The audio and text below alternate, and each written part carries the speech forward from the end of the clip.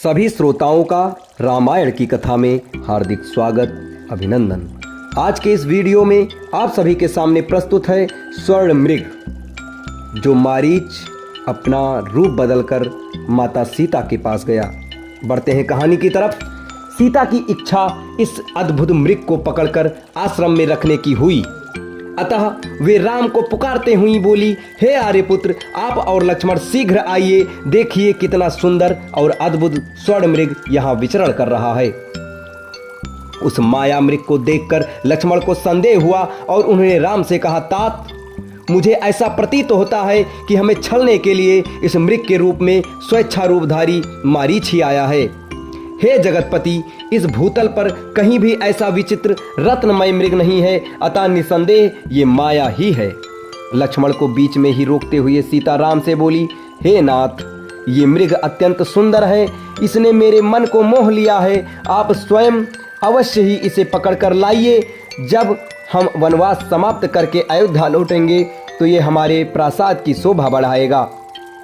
यदि यह जीवित न पकड़ा जा सके तो इसे मारकर मृगछाला ही ले आइए, मैं उस पर आपके साथ बैठना चाहती हूँ। सीता के आग्रह को देखकर राम लक्ष्मण से बोले, हे लक्ष्मण, निसंदेह इस मृग का रूप अत्यंत मनोहर एवं आकर्षक है। यदि ये पकड़ा नहीं भी गया तो मारा तो अवश्य ही जाएगा। इससे भी संदेह नहीं है कि इसकी मृगछाला मनोहारी होगी। सीता की आग्रह पूर्ण करने के लिए इसे अवश्य ही पकड़ना चाहिए। तुम्हारी शंका के अनुसार यदि ये राक्षसी माया है तो भी इस राक्षस को मारना उचित ही होगा। तुम सीता की रक्षा करो, मैं इसे जीवित पकड़ने या मारने के लिए जाता हूँ। इतना कहकर राम अपने शस्त्रास्त्र धारण कर मायावी मृग के पीछे चल पड़े। राम को अपनी ओर आता देख मृग भी उछलता कूदता गहन वन के भीतर चला गया। वह विविध वृक्षों झाड़ियों के बीच कभी छिपता और कभी प्रकट होता, कभी धीमी तो कभी द्रुतगति से भागने लगा। उसका पीछा करते करते रामचंद्र आश्रम से बहुत दूर निकल गए।